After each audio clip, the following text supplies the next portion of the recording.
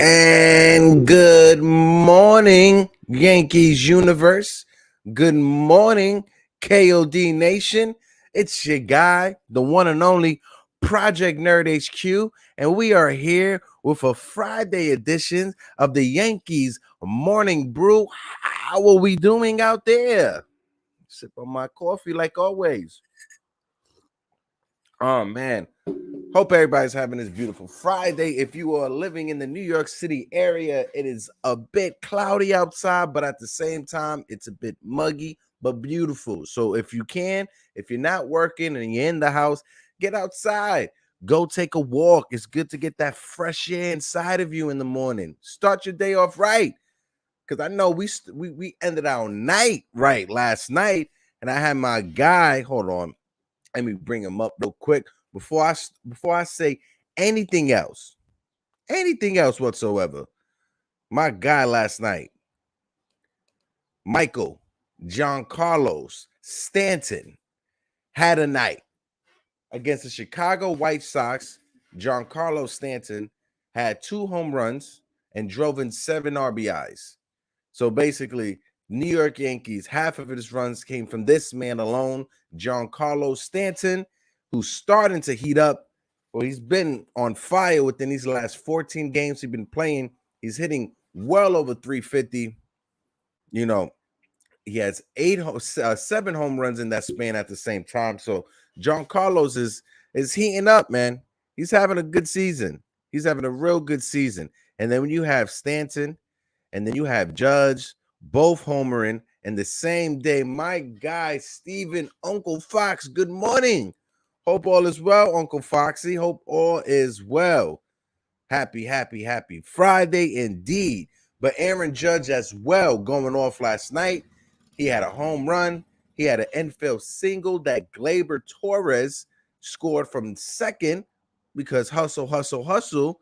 You know, so last night was all in all a great game for the Yankees, man. A great game overall. I'm going to just keep going through some players before I get anything else, before I even do the playback. So like I was saying, you had my guy, where's he at? Gleyber Torres, who came in as a pinch hitter, mind you, as a pinch hitter. He drew the walk. He was able to get off. Boom. I was waiting for this, Foxy. DJ is now hitting over 300. Yes, he is. Yes, he is. And last night, I'm not sure if you was able to watch the game, but they brought up a frame and they broke it down. DJ and Tim Anderson from the White Sox since 2019. Tim Anderson's hitting well over 320. DJ LeMahieu also is hitting well over 306. You know, since 2019. So take away last year, her down season DJ had because of injuries. DJ is hitting well over 320 as well, just like Tim Anderson. But, you know, it's good to see that the Yankees from the first inning was able to strike. Because normally, you know, the Yankees only have 12 first inning runs. We're not good when it comes to scoring early. Overall scoring, we're phenomenal. But when it comes to scoring early, we haven't been that good this year. So seeing them start off the game yesterday with DJ LeMahieu getting that leadoff double, yes, the pitcher was able to strike out the next 2 batters when it comes to Rizzo and Judge, but then Stanton, 2-run home run, the opposite way, you know, and Chris Woodward can't say that's only a home run in Yankee Stadium because it happened in Chicago. And I'm going to keep saying that, and I'm going to keep being petty and for this entire season because Chris Woodward should have never opened up his mouth to begin with. Sip. But yeah, that was awesome. Let me bring up these lineups real quick because last night the Yankees lineup was phenomenal. I'm going to start off with them, and then I'll get to the White Sox. But this Yankees lineup yesterday, let's go through it real quick. Boom, boom, boom. We had LeMahieu leading it off, playing second base. Then you had Aaron Judge and the 2-hole, the right fielder. Then you had the first baseman, Anthony Rizzo. The DH, Giancarlo Stanton, formerly known as Mike Stanton, in the cleanup spot. Then you had Josh Donaldson, who had a home run last night as well. I forgot to mention Josh Donaldson in that top of the 8th inning when the Yankees put up a 7th spot. Josh Donaldson had a home run as well. So shout out to Josh Donaldson. But then we got Aaron Hicks, who was 0 for 5. And Aaron Hicks is on a bad slump. We're going to start having to move Hicks down in the lineup, right before Higashioka or the catchers. It looks like Hicks is going to be idling that 7 or 8 spot in the lineup. I would even put IKF ahead of him. But hey, that's just me. I'm not the manager. I don't get paid for that. I get paid to sit here on YouTube, drink coffee, and talk to y'all. But right after Hicks, we had Joey Gallo, the left fielder. Then Marwin Gonzalez, who's spelling that of IKF. IKF had a day off, so Marwin Gonzalez, half a day off because he came in late on in the game. But Marwin Gonzalez, the shortstop for the night, and he looked phenomenal. This entire season, whenever the Yankees have Marwin Gonzalez, I know he plays all over the diamond, but the spots where Marwin Gonzalez did play shortstop this season, he's been solid. He doesn't have an error or anything, so kudos to Marwin as well. We got Kyle Higashioka, who was 2 for 3 last night, started to turn it around, so hopefully Higgy could get rolling as well. Yes, Josh Donaldson went yard. And this is the play that I was talking about yesterday, Foxy, that needs to step it up, because both Donaldson and Joey Gallo, both those players can carry a team for about 2 to 3 weeks. And when you have this Yankee lineup, if we can keep LeMahieu, Judge, Rizzo, and Stanton, those four hitters, if we can keep them consistent for the entire season, and then we have stretches where Josh Donaldson carries the team, Joey Gallo carries the team, and then Aaron Hicks, if Aaron Hicks can finally get it going, Aaron Hicks has that bat where if he gets hot, he could get hot and carry a team for a whole week himself. We just need our team to start getting it together when it comes to Hicks, when it comes to Donaldson, and when it comes to Gallo. Besides that, the rest of our team has been phenomenal. Have we, the Yankees, I should say, has the Yankees been reliant on the home run ball? Yes, but not as much as last season. Because in the game last night, you seen Giancarlo Stanton get a 2-run single up the middle. Well, opposite going the other way, but you know what I mean. The night before, Gleyber Torres did have a 3-run shot, but he also had a 2-run single. So the Yankees are manufacturing runs. When you had Tim LeCastro coming off the bench later in the games for Stanton and being able to steal second base like the baby Flash, we need that. Our team is we can't be one-dimensional, And then when you look at our bullpen, our biggest question mark in the bullpen is Aroldis Chapman. And that's just, easy to say. But when you look at Clay Holmes and you look at everyone else that's been coming out of our bullpen, they've been phenomenal. Johnny Lasagna is still struggling. I'm not going to lie, he is struggling. So if you could put a question mark on 2 pitches coming out of our bullpen, that will go to Chapman and to Johnny Lasagna. But let me go through this pitching part of it right now. We had Luisito, yesterday, making his major league start of the year. His first major league start of the year. He's been in the minors. He's been struggling. His first 2 starts is well noted. His first 2 starts in the minors have been horrible, but then he's turned it around. The last start in the minors, right before he was called up, he struck out 9 batters. He had 1 walk. That's a positive outing in 6 innings. Then we bring him up to the majors, and hey, in the first inning, he was lights out last night versus the White Sox. It was after that he struggled a little bit with his command, leaving a slider in the middle of the plate a few times. He's lucky that they were only doubles and singles, that they weren't crushed for home runs. But Luis Gil last night, he pitched 4 innings, gave up 5 hits, 4 runs, 2 base on balls, and he struck out 5. That's promising. He struck out more than 1 batter an inning yesterday. So, he gave us what we needed to get from Luis Gil. Just get us to the 5th inning. And that's what he did. He pitched 4 innings. He didn't pitch the 5th inning to qualify for the win. But hey, we needed to get that win. We got Castro, who came into that 5th inning. He pitched the inning. He gave up no hits, no runs. He didn't strike out a batter, and he didn't walk a batter. So that was a solid 5th inning from Castro. We had Louis Licky, who had a little fumble with a pop-up in the infield that, it wasn't called an error. It was called a hit. Why it wasn't called an error, I have no idea. It literally hit off his glove, but Licky pitched the inning, gave up a hit, 2 earned runs, 1 walk, and no Ks. Let's see. Kyle Higashioka's 2 hits, he's now batting 170 for the season. Yeah, he's almost at that Mendoza line, Uncle Foxy. You are absolutely right.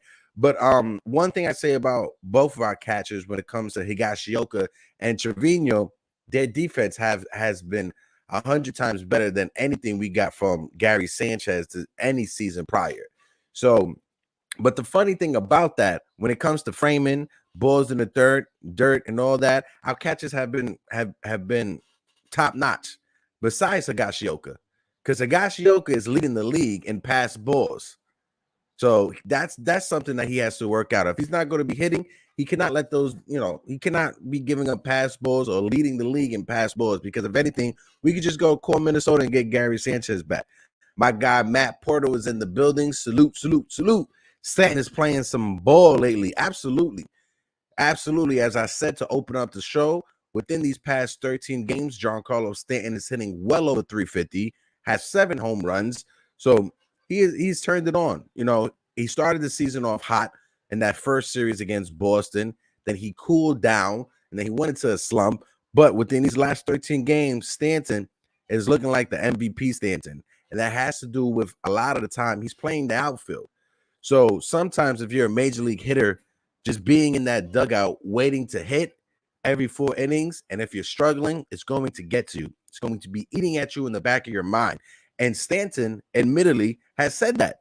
If you guys have seen any interviews with Stanton, with the Yes Crew, he said that, having just to play a DH and, just be in the dugout, and especially when you're struggling, it eats at you. But him playing the outfield, we saw him early in the season, how healthy he is in the outfield, running around, making phenomenal catches. So if we could just have Stanton play 3 games during the week in the outfield, the other 4 as a DH, I think we'll be able to figure it out. I think Booney has something there when it comes to this lineup.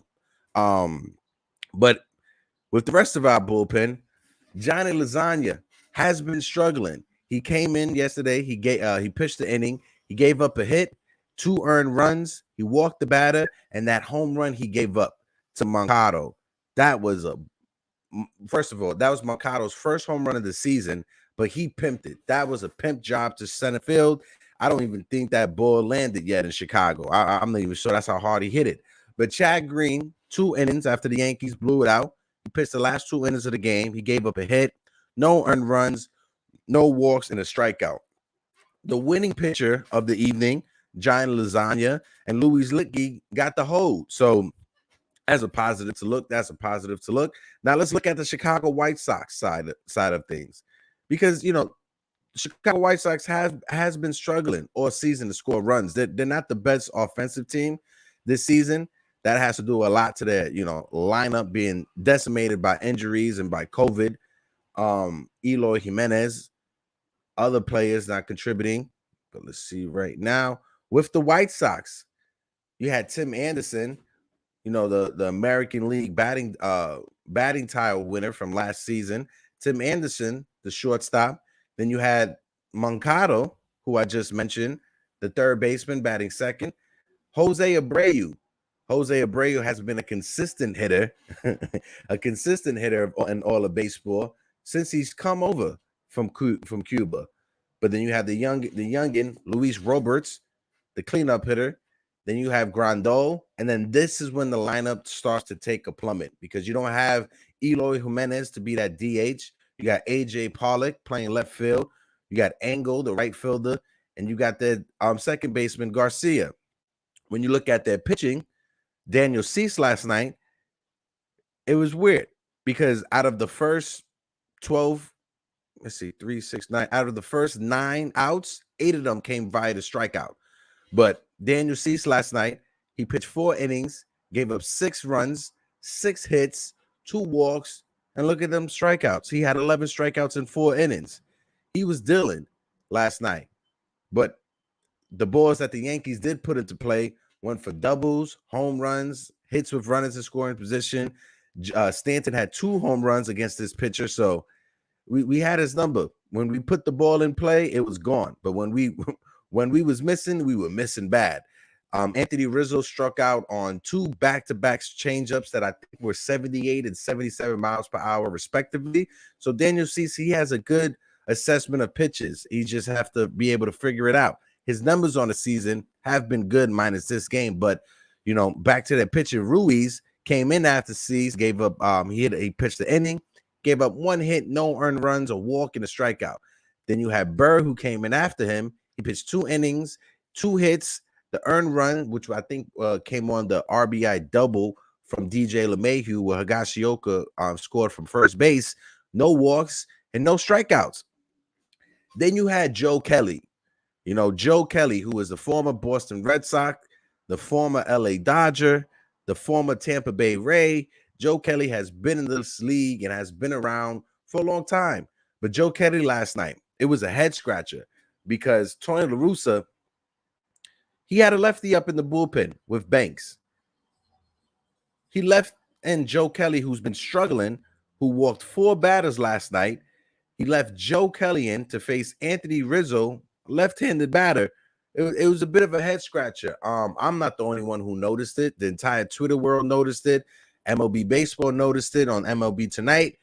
Everyone who was announcing the game noticed it. Joe Kelly should have been taken out. But hey, if that's baseball, Susan.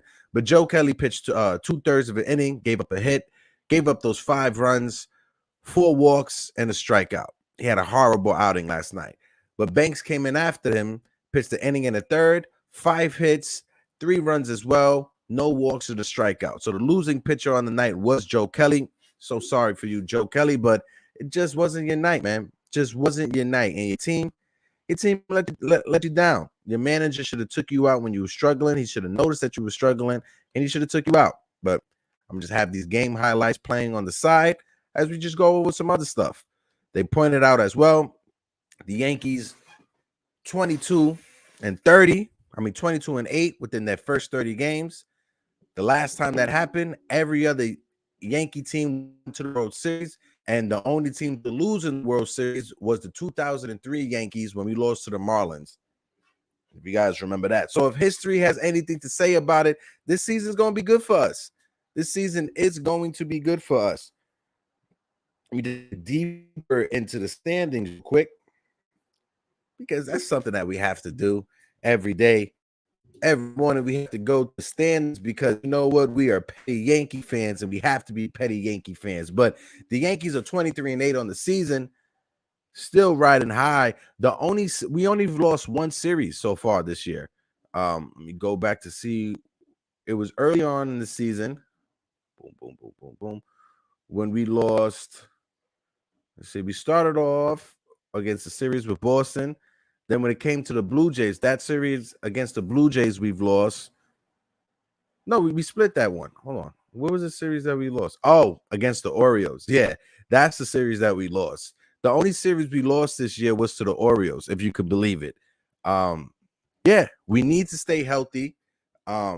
Yesterday also with Luis Gil making that spot start, that was the first team in baseball so far that the entire starting rotation for the first 30 games pitched every game. So our 5 starting pitchers for the first 30 games pitched every game. So that's a sign of health. Hopefully that's a sign of good things to come, and we can continue that going forward for the rest of the season. I'm not going to argue that sometimes you need extra pitching because there's never enough pitching, especially in 162 games. This year, we're going to need Luis Gil to make those spot starts. We're going to need Clark Smith to make those spot starts. Deivi Garcia as well, make those spot starts. We know Cashman, Yankee fans can say whatever they want about Brian Cashman, but we know Brian Cashman is going to make whatever moves he has to make in order to improve this team. That's a forgiven. You may have your certain opinions about Cashman. You may not be the biggest fan from Cashman, but look at the moves Cashman's made. Last year, we got Clay Holmes, right? A couple years before that, Brian Cashman pushed hard to get DJ LeMahieu. You look at this season, he pushed hard. He got IKF. Defensively, when it comes to the shortstop position, we have been the best that we've been at that position since Didi Gregorius was doing his thing in his prime with us. So when it comes to the shortstop position, we're solid. Jiggaman Porto, how you doing? How you doing this morning? Hope all is well. Hope all is well. Also, guys, if this is your first time tuning in, hit that like and subscribe button. The KOD Network on YouTube, we just hit 400 subscribers. We are on our way to 500, then on our way to 1,000. Ooh, I like that move. Danny Salazar to a minor league deal. I like that move. I like that move. And also, as well, we got to keep our eye out for what's going on in Cincinnati. Cincinnati is going on a fire sale. And I'm so sorry. I know I had some Red Sox fans these past couple of days in the chat, hanging with us, kicking with us. But I hate to be the bearer of bad news and break this to you. It is out there that the Boston Red Sox will be trading Xander Bogaerts this season. Before the trade deadline, Xander Bogaerts will be shipped out someplace. Xander Bogaerts is one of the top offensive shortstops in the league, and he's not bad as well when it comes to picking it. He's not the best, but he's livable with. But hey, I guess Boston is, they figured out it's time to hit that reset button, and it's time to rebuild. I think they should have done that after they traded Mookie Betts away, but hey, when you trade Mookie Betts away and you're able to win almost 100 games, you sign up for it. But right now, it's just not clicking right now in Boston and Beantown. So they're going to hit the reset button. So it seems like JD Martinez is going to be someplace, Xander Bogaerts is going to be someplace, and Boston has to get back what they can, because Xander Bogaerts, somebody's going to sign him to a $200, $300 million contract this offseason. If I'm the Yankees, I'm staying away from that. I'm happy with what the Yankees have been doing. They didn't go out to sign Carlos Correa. They didn't go out to sign Corey Seager. They didn't go out to sign Marcus Semien. There was rumbles and talks about the Yankees trading for Matt Chapman and moving him to shortstop. I'm glad none of that happened. We stood where we was at. We were able to trade from our strength, which was our major league roster, getting rid of Gary Sanchez in order to bring back that talent that we got for when it comes to the catcher, shortstop, Donaldson, and everything. When you look at the Yankees that have been shipped out, that are part of other teams, let's take this breakdown real quick. Luke Voit, the other day, had his first 2 home runs of the season. So 30 games in, 31 games in. I understand he gets injured a lot, but 31 games in, if our first baseman got his first 2 home runs 30 games into the season, that would have been an issue. Anthony Rizzo, when we were struggling, when GIANCARLO Stanton was struggling, and other batters in our lineup was struggling, Anthony Rizzo carried us for that first 2 weeks of the season. So if we didn't have Anthony Rizzo and we had our guy Luke Voit, we wouldn't be where we are at right now. So we got to tip our hats off to Brian Cashman for making that move, because that was a move that a lot of Yankee fans did not want to make.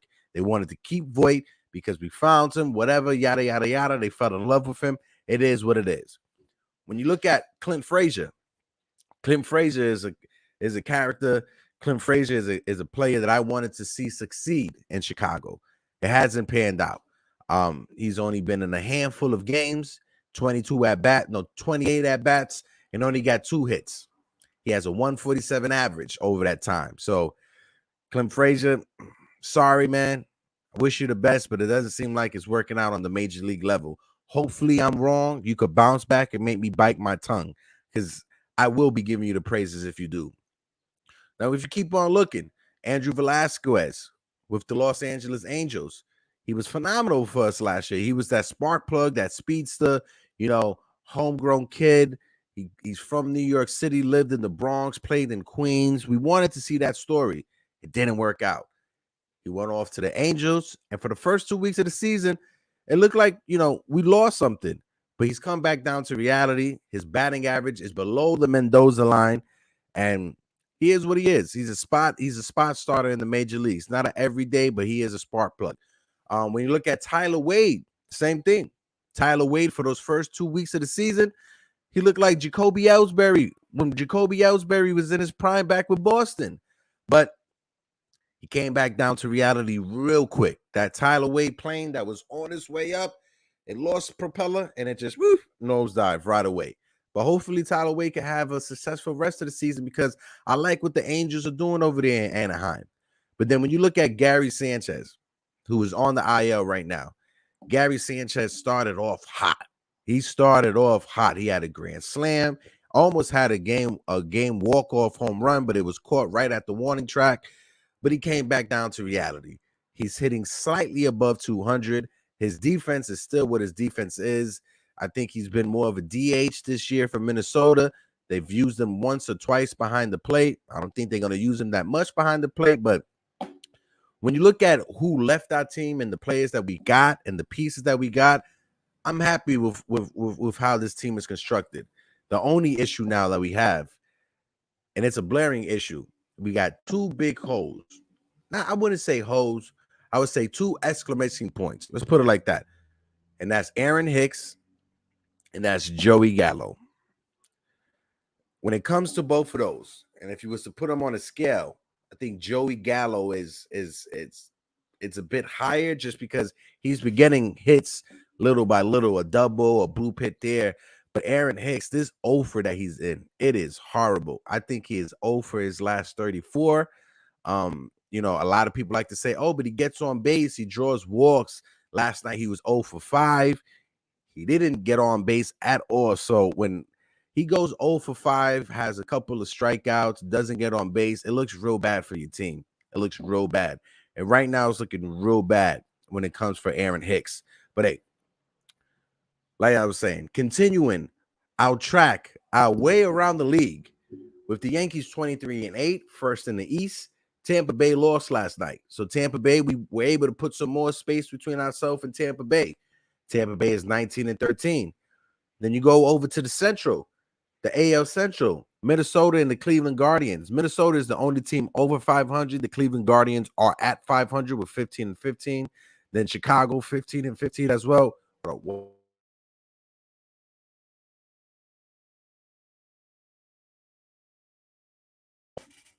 Sorry about that. But yeah, Minnesota is the only team over 500 in that division. I think we could say that the AL Central is looking like it's going to be the worst division in baseball this year. The Tigers are 9-23. I feel so bad for Miguel Cabrera, who just got his 3,000th hit this season. Javi Baez is signed to a huge contract. I think Miguel Cabrera is going to end his career with Detroit, but I wouldn't be surprised if something happens where he winds up someplace else as a DH. But when you look at that AL West, the Los Angeles Angels aren't in first place anymore. The Houston Astros, the evil empire. The Houston Astros are in first place at 21-11. They leapfrogged. They jumped over the Angels. Hopefully the Angels, they can figure this out. This is just a tight skid and not something that's going to continue for the rest of the season. But the Astros are legit this year. And they leapfrogging in first place right now. Let's go over to the National League. We got the New York Mets, the Metropolitans, who are 22-11. They're first place in the National League. Best record. Then you have in the Central, and the NL Central, you got the Milwaukee Brewers, who are 20-12. Then you got the Dodgers in the West, who are 20-9. The Padres, who are 20-12. And the Giants, who are 19-12. The Diamondbacks and the Colorado Rockies are still over 500. So that division in the NL West looks like it is the best division. But when you look at the AL Central and the NL East, I would say that the worst division will be the AL Central. And I'm not throwing no shade on the Mets whatsoever, but the AL Central is a worse division. Every other team is under 500 or at 500. But when you look at the NL East, the Mets have more wins than the Minnesota Twins. So that's the only reason why I'm not saying that the NL East is the worst division in baseball. But you got the Mets 22-11, and they are beating up on their division. And that's how you separate yourself from the rest of your division. They're beating up on the Braves. They're beating up on the Miami Marlins. They're beating up on the Phillies. It's just the Washington Nationals that has given the Mets a tough time this year. The Mets have been beating up on them, but the Nationals have been giving the Mets a tough time this year. So I don't think that's something that's going to continue. The Mets are the best team in this division, and I think they're going to win this division. Unless something catastrophic happened and it's a major meltdown, I don't think the Mets are going to be, losing up this division anytime soon. But hey, you never know. That's what they call baseball, Susan. But let's take a look at tonight's game. The Yankees are back in Chicago. This is the second game of a 4-game series. We got Garrett Cole going tonight, our ace, Garrett Cole. Garrett Cole is 2-0 on the season with a 2.67 ERA. His whip is 1.12, which you got to like. And in 30 innings, 30 and a third of innings, he's given up 23 hits, 37 strikeouts. He's walked 11, and he's given up 4 home runs. Now, when it starts pitchers giving up runs, Garrett Cole has given the most home runs than any of our other starting pitchers. But the opposite side of that, the Yankees have hit 42 home runs and given up 21. So we've hit double than what we've given up. And that always is a winning recipe. For the Chicago White Sox tonight, they're sending out Vince Velasquez. Vince Velasquez, he's 2-2 on the season with a 3.97 ERA. His whip is 1.37. And in 22 and 2/3 of an innings, he's given up 22 hits. He's struck out 21, and he has 9 walks. And he's given up 3 home runs himself. So in 22 and 2/3 innings, he's given up 3 home runs. That's more home runs. That's more innings than less innings than Garrett Cole has pitched, and almost the same amount of home runs. So I think our offense will be clicking tonight against him. Now, when it comes to our team, you got Judge having 11 home runs, leading all of baseball, 26 RBIs. He's in the top when it comes to the ribbies. But then you got DJ LeMahieu's hitting over 300. He is the only Yankee who is hitting over 300. I like that. If DJ LeMahieu could return to batting title DJ LeMahieu, we're going to be good. Gotta love that coffee break. But yeah, the White Sox are stumbling right now. They're looking like they're trying to make it to the race, but they're just tripping over their feet, and they're struggling. Too much pressure has been put on them. Like I said yesterday, what the Toronto Blue Jays are right now is what a lot of people thought the Chicago White Sox were going to be last year and this year, and it hasn't turned out. It hasn't turned out well. If you guys give me 1 second, I'm just throw the intro on just so we can take a little 18-second break, refresh, and we come right back before we end up the show.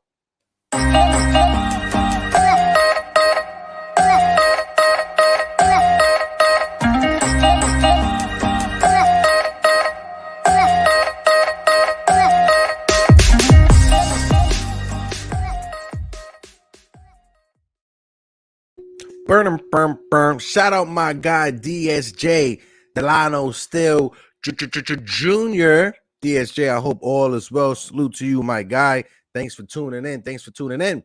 But yeah, this Friday game, I don't know. It just seems like this team is clicking on all cylinders.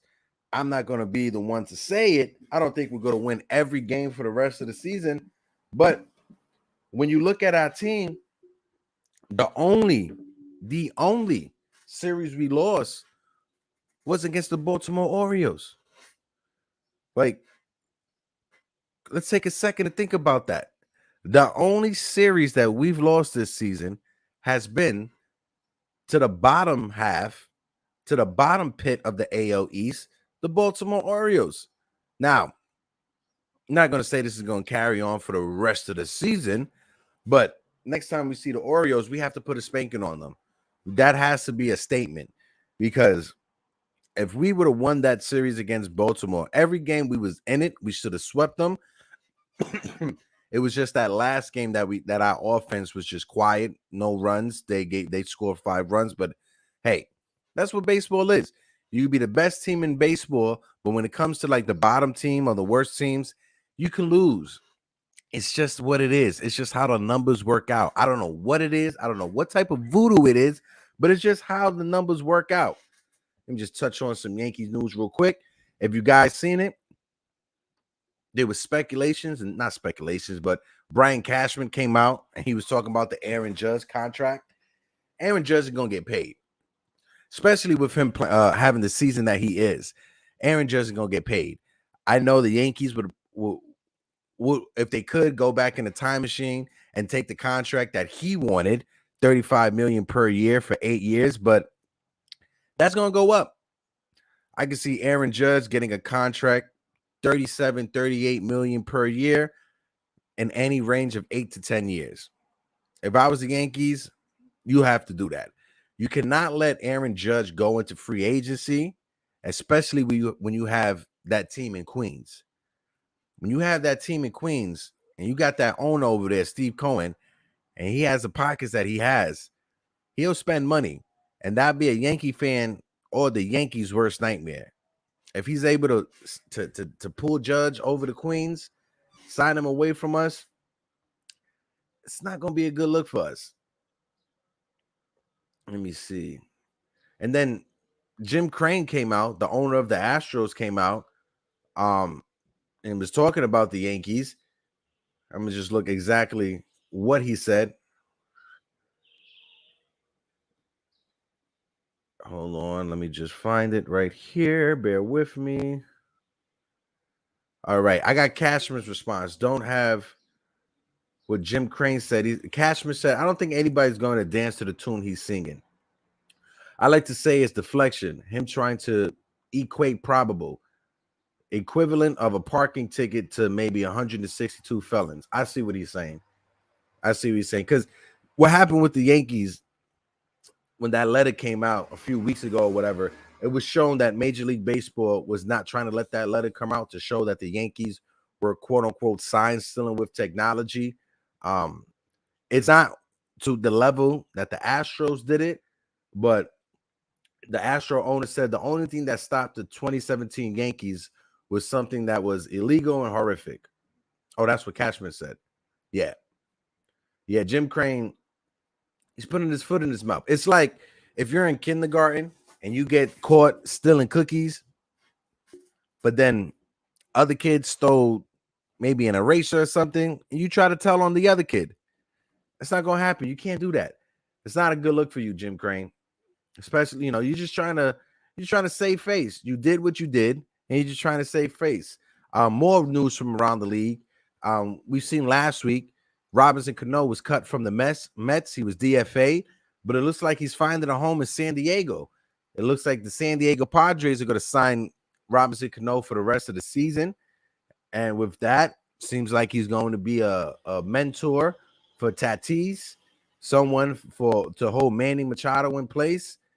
If they think that's going to work out, that may work out. But I don't see him.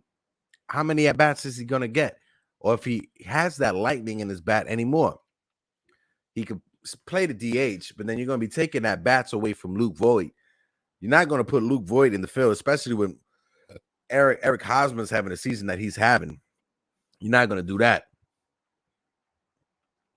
But for the rest of the season, or for the rest of the series, I should say, let's see, we got the White Sox tonight. Then we got the White Sox Saturday and Sunday. Saturday, we play at 7:10. Sunday, it's an early game, 2:10 in the afternoon. But Saturday, the Yankees are sending Jordan Montgomery to face Dallas Keuchel.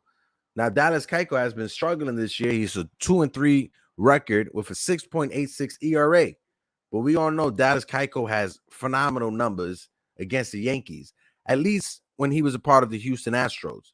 This Dallas Keuchel is not the same Dallas Keuchel that was a part of the Astros. So maybe we can knock him around. Maybe we could, get him out early and attack that bullpen like we did last night. Who knows? But Sunday, in the afternoon game, we're sending out Nasty Nestor, the pride of Hialeah, the lefty El Duque. Nasty Nestor is going to be out there against Chicago's best pitcher, and that's Michael Kopech. Michael Kopech is leading all of baseball, starting pitcher-wise, when it comes to ERA. On the season, he has a 0-0 record, but his ERA is 0.93. He has a 0.97 whip, and in 29 innings, he's given up 15 hits. He struck out 30, and he's given up 13 walks with no home runs. So let's see how this Yankees lineup will face against a top-notch pitcher with Michael Kopech. So last night we were able to score out 15-7. No, 15-7. Today, let's see what happens. And Sunday in the day game, let's see what we could do. But Nasty Nestor, he's 1-1 on the season with a 1.41 ERA. His whip is the same as Kopech, 0.97. And in 32 innings, he's given up 20 hits. He struck out 42, 11 walks, and 2 home runs. So when it comes to Nasty Nestor, he's been dealing. And like I said, I want to see Nasty Nestor in the All-Star game. I want to see him there in the All-Star game. Hopefully we can get that happen. You know, I know when it comes to pitchers, fans, we don't get to vote on them. It goes by the managers. So the managers will get to pick and vote for whichever pitchers that they want representing the AL. So hopefully we can get something. With Nasty Nestor, with the way he's been pitching, he has to be able to get there. But hey, guys, we're about that time. We're like 4 minutes away from 11:45. I just want to know before we leave, you've guys seen the pitch calm, the catchers having that pitch calm system with the pitchers. You guys in favor for that? Personally, me, I think it's a great addition. When you have technology, like we have technology at our feet and hands nowadays, use it. Utilize it to make the game better. Utilize it to make your team better. I think the pitch calm, especially when you look at Nestor Cortez, he's somebody who's benefited from it because as soon as he gets that pitch back, he already knows the pitch he wants to throw, and the catcher already knows the pitch he wants to throw. My guy, Robert Paul, what is good, bro? Hope all is well. Hope all is well. Let's go, Yankees. But with the rest of baseball, Bryce Harper is going to be out for about 4 weeks. He has a UCL tear in his elbow, his shoulder. UCL tear in his elbow, and he's not going to be able to throw for 4 weeks. So you compile 4 weeks with another 4 weeks for rehab. He's going to be out for about 2 months on the season. That's horrible news for him. Hopefully he could get back healthy and get back on that field. We got the Cleveland Guardians. They have no new COVID tests. So they're able to play their series against Minnesota. We could pick back up and get some baseball going in Cleveland. They had 8 positive COVID tests and then to miss game, postpone the game. Christian Yelich, he hit for the cycle last night. And that's his 3rd cycle in his career. Padres, the manager from the Marlins, for the Padres, Melvin, he has to have prostate surgery. So he's going to be out for some time. Tough. We don't like to see that. We want people to be healthy. Hopefully he can come back healthy, but handle what you got to handle. Let's see. Besides that, it's nothing else when it comes to baseball news for the morning. Oh, the power rankings. Let's just go through the power rankings real quick. The Dodgers, respectively, first place power ranking, 20-9 record on the season. The Yankees, don't understand, but second when it comes to power rankings, 22-8 on the season. The Mets are right behind them, 3rd place in the power rankings, 21-11. Then you got the Milwaukee Brewers, 4th place in the power rankings, 20-12. The Angels are 5th place, 21-12. But the Astros are right behind them in the power ranking, 19-11. Then you got the Padres, who are 20-12 as well in that stretch. And then the Giants, 19-12. And that's the top 8 when it comes to power rankings. And I'll just keep it like that. And I don't want to go too deep because then we get into top 15 and then every other team is going to be in the power ranking. But 1 through 8 is good. And I hate to say this. If you're a Cincinnati Red fan, I'm sorry for you. But the Cincinnati Reds are on pace for 126 losses on the season. I'm going to say that again. The Cincinnati Reds are on pace to lose 126 games this year. That's not good for baseball. That's not good for a fan base. This is similar to when the Charlotte Bobcats first came in the league. They had an excuse. They just came into the league. The Cincinnati Reds, it's just been bad management and bad ownership. Like I said this a couple of days ago, the GM of the Reds came out, or the owner of the Reds, my apologies, came out and said, what other team are you going to root for? You have no other team. So you just need to root for us. If that's the message that you're sending out to your fan base, you already lost your fan base. I'm sorry. But the Cleveland Guardians is not that far away from Cincinnati.